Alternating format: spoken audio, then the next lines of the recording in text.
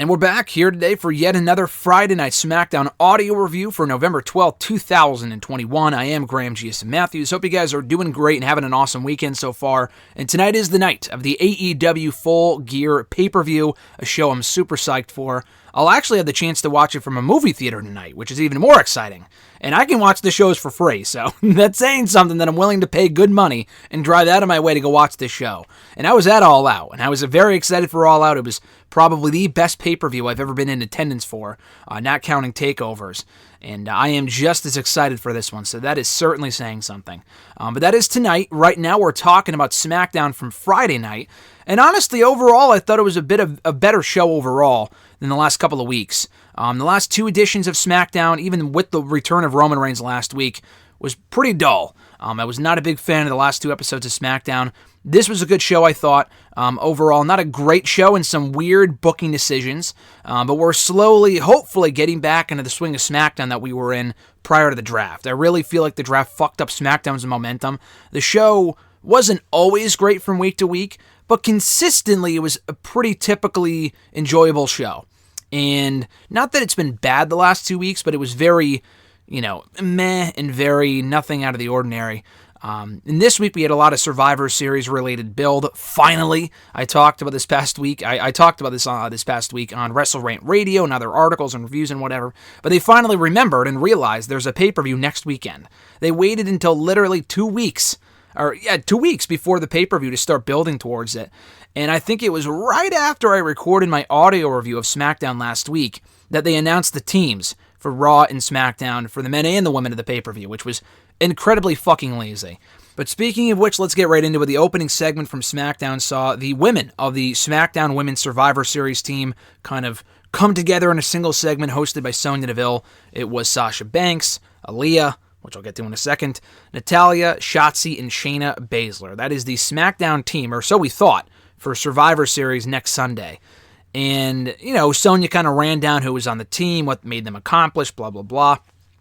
And that brought out Naomi. Naomi was left out of Team SmackDown. And, there really isn't a lot of women on SmackDown to begin with, but if anyone's going to get booted from the team or not be put on the team, it makes sense for it to be Naomi. Naomi, obviously, from a storyline, in a perfect world, should be on Team SmackDown. She is far more accomplished than Aliyah, for example. And honestly, even more so than Shotzi. I like Shotzi a lot, but Naomi's a former 2-time SmackDown Women's Champion, former WrestleMania Women's Battle Royal winner, among other things. So it makes a lot more sense for her to be on the team, but it also makes sense for her to not be on the team, given her established issues with Sonya Deville, the WWE official. So obviously that was done intentionally.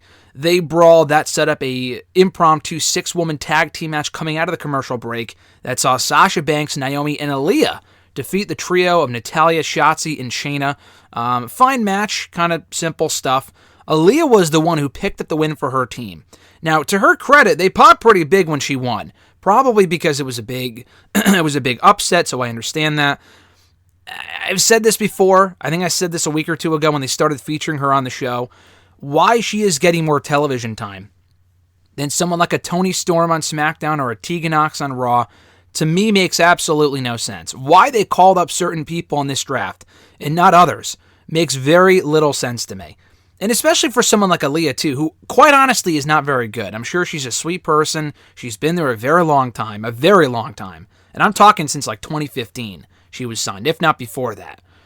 She has never been that good, and she hasn't shown that much improvement to warrant her being on the main roster, let alone on Team SmackDown at Survivor Series. Now, we did see the return of Toni Storm later on in the show, so she is not missing. She wasn't kidnapped. She is on the show. But she, in reality, should be on Team SmackDown. Now, Aliyah won for her team, only to find out afterwards from Sonya that she was taken off of the team. Aliyah had to call her mom and celebrate her first main roster victory, blah, blah, blah. Sonya told her, "Sorry to tell you, but you're off the team." And it was supposed to be this big, oh, fuck you, Sonya moment, like this big heartbreaking moment, and I'm sure it was for some people.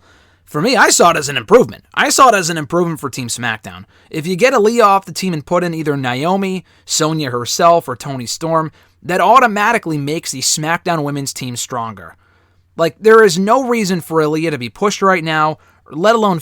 listen, I'm all for them featuring fresh faces, but you gotta be careful what you wish for, because Aliyah is just not that good. She's not maybe the worst wrestler I've ever seen on this show. Although when she got that hot tag, she didn't look like she didn't know what the fuck to do. She may not be the worst wrestler in the company today, but she pales in comparison to everyone else involved in that 6-woman tag team match, and other women who really aren't typically on the show much, including Toni Storm. So I can't say I'm overly enthused about the idea of an Aliyah push. It's probably going to go as well as the Lana push did about a year ago, going into Survivor Series where she was the sole survivor, and then that was it for Lana, and she has since been released by the company. Not saying Aliyah should be released or anything, but it is weird when they push certain women over others. Sasha Banks, automatically this fun-loving babyface now who's happy for the other women. Where's the bitchy boss character we saw like a literal month ago on SmackDown? No real turn there, by the way. They just kind of embraced the cheers that she was getting, which have always been there, but I don't know. As a character, she has always been a better heel, so Sasha going back babyface already and Shotzi being a heel, it's something different for her. I'm sure she's excited for the opportunity. Shotzi, to me, is a natural babyface, and Sasha's a natural heel. So I can't really... That feud ain't really doing... It's a fresh feud. I'm interested, but the roles being reversed, for me, is just too bizarre. And it's probably because they already have a lot of heels on the show. They have Charlotte Flair, they have Shayna, Sonya, among other women. So I get it, but they want that one lead babyface on SmackDown, like that one notable name. Aside from Naomi, I guess. Someone that can build the division around on the babyface side, and that's Sasha. I would rather they make a new name like a Shotzi in that spot, but it is what it is, I suppose. So, Aliyah's off the team. We did not find out who her replacement would be, but we did find out a little bit later on in the show next week on SmackDown, a show I'm actually hoping to be in attendance for here in Connecticut, in Hartford specifically. It's going to be Sasha Banks and Shotzi going one-on-one for the first time ever. So I'm looking forward to that. That should be a very good match right before Survivor Series. Up next on the show, we saw Los Lotharios taking on the Intercontinental Champion Shinsuke Nakamura and Rick Boogs in tag team action. So the whole thing with Nakamura has been completely baffling to me in recent weeks. So you go back 3 weeks ago. Nakamura loses to Happy Corbin one-on-one, seemingly setting up a future championship match between the two. Corbin has not forgotten about that, but their furthering of the feud has been completely fucking bizarre to me. So they do that. Corbin pins Nakamura, probably getting himself a future title shot. No real mention of that has been made since then. Again, they've acknowledged the fact that he beat Nakamura, but he's not out there saying, I want my Intercontinental Championship match. Unless I missed something, they really haven't made much of a mention of that. So you go to the next week. They have Corbin and Madcap Moss beat Nakamura and Boogs in a trick or street fight in a tag team match. They win that as well. Nakamura wasn't pinned in that one, but Corbin wins 2 weeks in a row. So you would think, oh, they're setting him up for a future title shot, whatever. So then Corbin and Moss are in tag team action the next week, which was last week, and they lost to the Viking Raiders via countout, which was not even acknowledged on this week's show. I think they showed a replay of it, but the Viking Raiders weren't even on the show. Corbin and Moss were laughing backstage. Instead, it was Nakamura and Boogs in action against Los Lotharios, who, to be fair, did help Corbin and Moss beat Nakamura and Boogs in that match 2 weeks ago. So it did make sense. What didn't make sense, and first of all, the match was way too short to really be anything out of the ordinary, but what didn't make sense was then the heels pinning Nakamura. They pinned the Intercontinental Champion. And I severely doubt that they're building to an Angel Garza or an Angel or whatever the fuck they're calling him now versus Shinsuke Nakamura Intercontinental Championship match. As great as that sounds, it sounds like it would be an awesome match. It looks like Los Lotharios are the new tag team. They're not single stars, occasionally teaming up. I don't know if we've seen... They may have had one singles match on Raw recently where like one of them was in the other person's corner. But beyond that, they have largely been booked as a tag team. So why are they pinning Nakamura and not Boogs? Boogs got pinned 2 weeks ago on the show. I think he can endure the loss. He's not a champion. It's not that big of a deal. He has lost before. Very weird booking. The booking of Nakamura lately, especially going into a pay-per-view like Survivor Series, where it's a battle of the champions, a battle of the brands. You want to see which show is superior as far as your champions are concerned. We're getting Big E and Roman. We're getting Becky and Charlotte. Probably getting, who are the tag team champions? The Usos versus RK Bro. That actually sounds pretty good. But then Nakamura and Damien Priest. Sounds like a great match on paper. We didn't see Damien Priest on Raw this week, but at least he's been booked strong over on Raw. Nakamura has lost his last 3 matches on SmackDown, being pinned in 2 of them. Who would take this guy seriously as a threat? The title's completely fucking pointless at this point, so that was just weird to me. And it's not like the match was great enough to make up for the fact that he was pinned in the end. It wasn't. It was like a 4 or 5 minute match. So then Charlotte Flair was out next in the ring talking about how, she is the opportunity, she is the measuring stick for success, no one can step up to her. And by process of elimination, I kind of assumed Toni was coming out. We haven't seen Toni on SmackDown, I don't think, since she lost to Zelina Vega in the first round of the Queen's Crown tournament over a month ago. I don't think we've seen her on the show since she was beaten by Vega on that show over a month ago. But I'm thinking to myself, who's going to come out? Unless it was a woman in the match, and WWE doesn't typically do this, unless it was someone in the match that was involved in that whole opening segment earlier in the evening, then it's not going to be any of them. And that was like 7 women. If you include the 6 women in the match, Sonya Deville, that's 8. Charlotte is 9. And the 10th woman on the SmackDown roster is Toni Storm. So Toni Storm comes out and says that she's been overlooked and all this other stuff, and she challenged outright Charlotte to a match right here on the show tonight for the SmackDown Women's Championship. Charlotte just said no, and that was it. And I'm kind of like laughing to myself that I'm not saying I want to see this happen or that I think it will happen. Imagine if they just turn around on Monday and fire Toni Storm. And I really don't think it's a case of, I've seen the rumblings, they're not pushing her right now because it's not her time. It hasn't been her time for 4 months now. Toni Storm debuted on the main roster back in July. She wasn't factored into the SummerSlam plan. She wasn't factored into the, what even came after that? Crown Jewel, Extreme Rules, or whatever the September pay-per-view was. I think that was Extreme Rules. I don't remember. Yeah, it was Extreme Rules. She wasn't factored into the Survivor Series plans. I mean, hey, at least she was on this show. At least she finally fucking resurfaced. But it wouldn't surprise me if they just turned around and fired her like on Monday or Tuesday, because we have barely seen this woman on the show since they called her up. And we all know just the fact that you were called up, you're new, doesn't exempt you from being fired. They just let go of Karrion Kross, probably for other reasons in addition to the bad booking decisions. But with Toni, it's like, okay, if you have no plans for her, then why is she still on the show? From like a company standpoint, I could see them thinking to themselves, hey, we're not doing anything with her. We have no plans for her. Let's just let her go. I can only imagine them doing this segment. Charlotte tells her no, and then Toni Storm gets released. I really hope I'm wrong. I'm not saying I think that's going to happen, but you never know with this company at this point. They're letting go of people left and right, specifically those people they have no plans for. Pretty much everyone they let go of, they had no like real serious plans for. Maybe immediate booking plans to a certain extent, but they're not planning to push these people to the moon if they're letting go of them. Let's just put it that way. So I would love to see this, and I think it will lead to a match one of these weeks on SmackDown. I don't know if it's going to be next week or at some point down the road, maybe at day 1. But day 1 would be perfect. If Shotzi and Sasha will be busy with each other for the foreseeable future, you need someone to challenge Charlotte for her championship, and Toni even said Becky defended her Raw Women's Championship a week or 2 ago on the show. Where have been Charlotte's defenses? And Charlotte has not had a single defense of the SmackDown Women's Championship or even the Raw Women's Championship since Extreme Rules in late September. That was the last time. No, wait, she did face Bianca. She did defend the belt against Bianca right before Crown Jewel, but she has yet to have a single defense of the SmackDown Women's Championship, unlike Becky over on Raw. So maybe we will see Charlotte and Toni. I would love to see Charlotte and Toni. In a perfect world, I would want Toni to be the one to beat Charlotte for that championship. I just don't see that happening. Unless they have Toni beat her for it, and then Charlotte gets it back and becomes like a 35-time champion, who knows. The segment was short, sweet, straight to the point, hopefully planting the seeds for a future face-off between the two.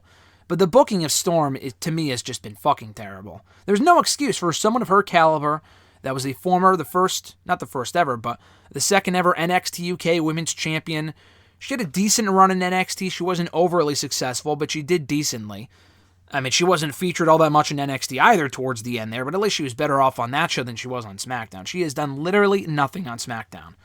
And Charlotte denying her a challenge from a storyline standpoint makes perfect sense, because why would anyone take this woman seriously after she lost to Queen fucking Zelina in a matter of 2 minutes a month and a half ago?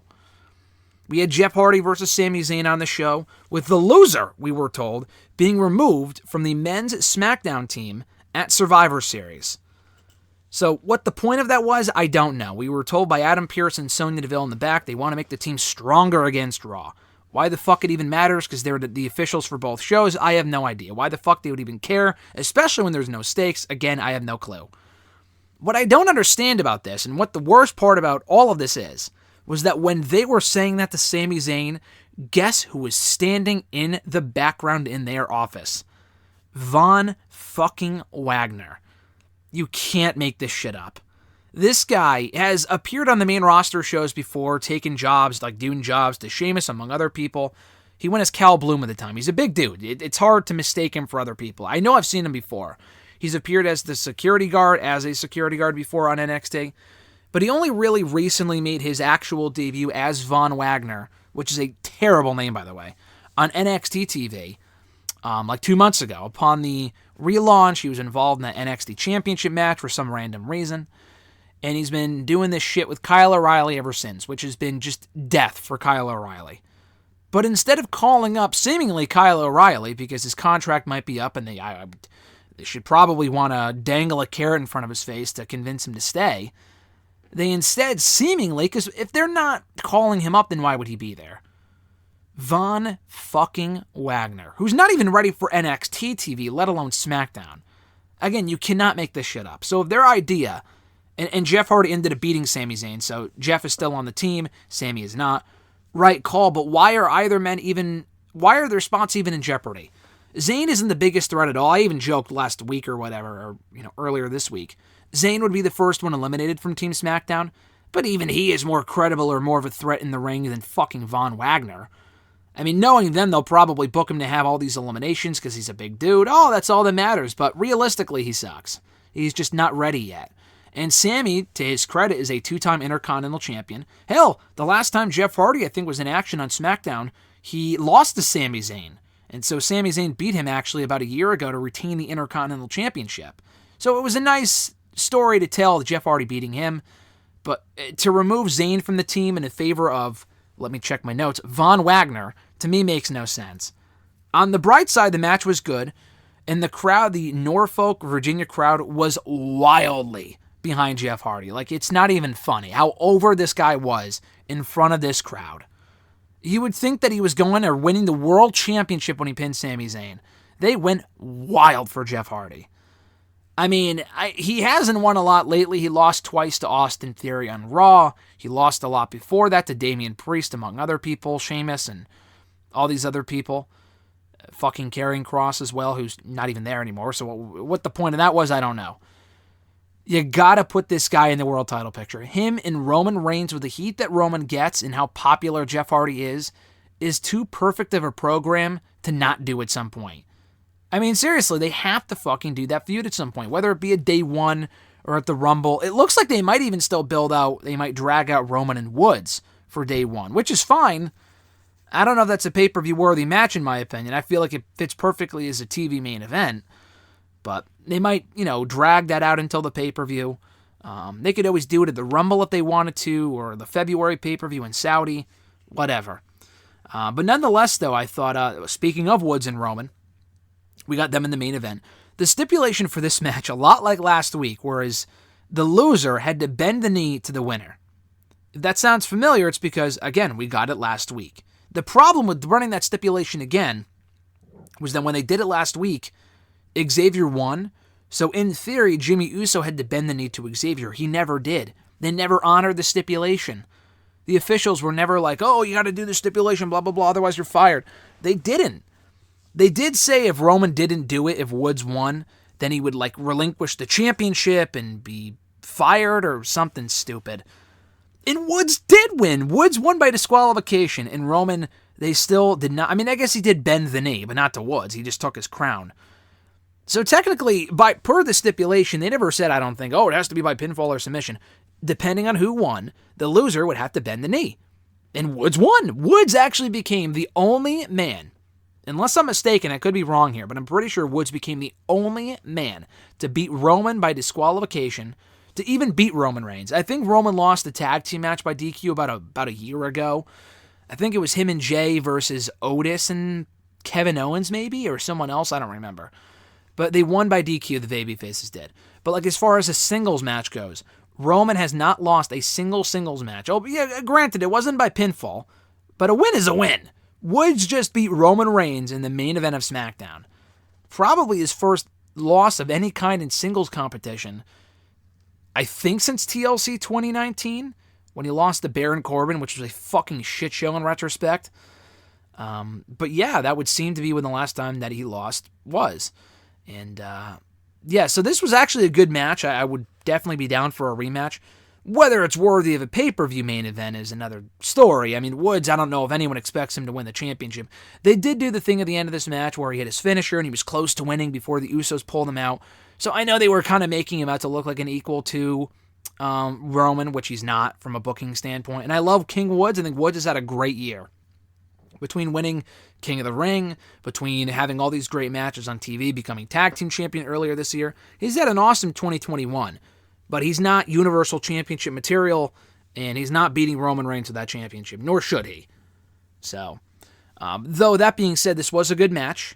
I would like to see a rematch. I don't know if it's, again, pay-per-view worthy, but they could do it maybe on TV, either next week or the week after Survivor Series or whatever, because we are getting Roman and Big E at Survivor Series. That has since been confirmed. I mean, I know we always kind of assume that, but they didn't make it official until earlier this week. Why they waited so long, I have no fucking clue.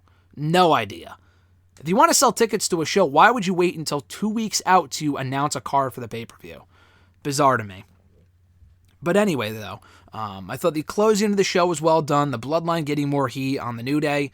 Kofi was not there. From a storyline standpoint, he suffered an injury to Roman in the Bloodline last week when he was attacked. So he might be back next week. I would assume that he will be. But, yeah, so maybe they do Woods and Roman in an upcoming episode of SmackDown and not save it for day one, because the day one pay-per-view's in like 6 or 7 weeks, so they got plenty of time before then. Let's not rush it either, because that would mean 2022, and I'm still in 2021, so let's not rush out of the year quite yet. But, yeah, that closed out what I thought was a pretty decent show overall. The Survivor Series shit just makes no fucking sense to me. And as other people have brought up, the fact they would announce the teams on Twitter in the span of maybe like 30 minutes for the men and the women, Raw and SmackDown, and then spend the following week or two taking members away from said teams is just ass-backwards booking. Like, they replaced Dominic with Bobby on Monday's Raw for the men's team for Raw at Survivor Series. That makes sense. Why even put Dominic on the team in the first place? I don't know. But at least Bobby is a stronger addition to the team than Dominic. You fast forward to SmackDown. Aliyah gets taken off the team. Great, but why was she even on the team in the first place? Prior to last night, even if she had this win a week ago, I would be like, okay, it makes some sense. But prior to the last night, Aliyah had not won a match in fucking ages. Ages! I mean, she won, I think, earlier this year on NXT, maybe last year, I don't remember. But she just got called up, and she hasn't won a single fucking thing. Even Toni Storm, for as badly as she has been handled so far on SmackDown, she has more wins under her belt than Aliyah, from a televised standpoint. So why was she even on the team? Zayn getting booted off the team in favor of Von Wagner potentially is just terrible. That is just terrible. That's not confirmed it's going to be Von Wagner, but why would he be in the segment? Why is he even there?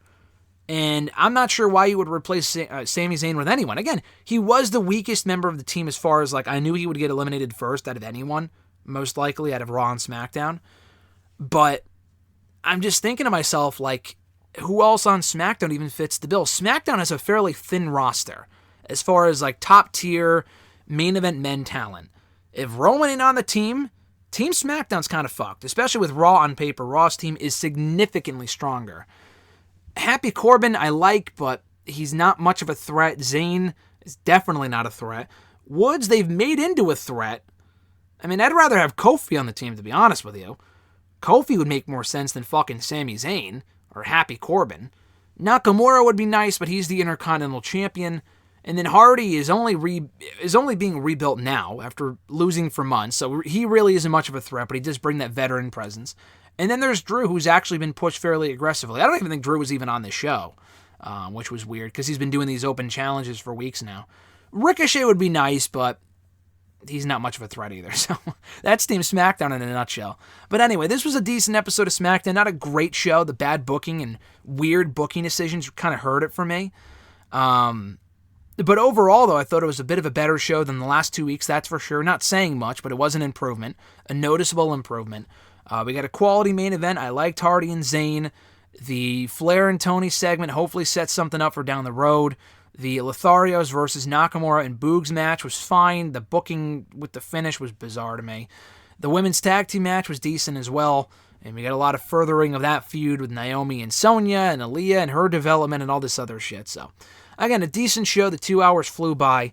And we'll see what they have in store for Survivor Series next Sunday. So, I'm hoping to do a SmackDown audio review next week. The big 4 pay-per-view weekends are tough sometimes depending on how busy I am. And next week I'll actually be at SmackDown most likely in Hartford, Connecticut. So if I can do an audio review, I would love to do an on-site report here on the show. That would be my first SmackDown, I think, since 2019. Oh no, I'm such an idiot. I was there 2 months ago in MSG. I was at SmackDown like literally 2 months ago. I haven't been to a Raw in a while is what it is. I haven't been to a Raw since 2019. But anyway, this was a decent show. So not totally negative things to say about the show this week, but I am a little more excited for Full Gear than I was SmackDown last night. So Full Gear is coming up tonight. I'm looking forward to it. A lot of Full Gear content here on the channel, articles going out as far as predictions, what I expect to see, what I want to see happen. So check all that. Check that all out here on the channel and elsewhere. Here on the channel from yesterday, you can check out my exclusive interview with two-time WWE Hall of Famer Booker T, talking about his upcoming Reality of Wrestling event on November 19th in Las Vegas. I went up an article form today on dailyddt.com. It's up right now in video form on the channel, and you can catch me and Booker talking about the event and so much more. So check that out when you get a chance as well. Have an awesome rest of your weekend, guys. Enjoy Full Gear tonight. I'm Graham G.S. Matthews, and I'll catch your ass down the road.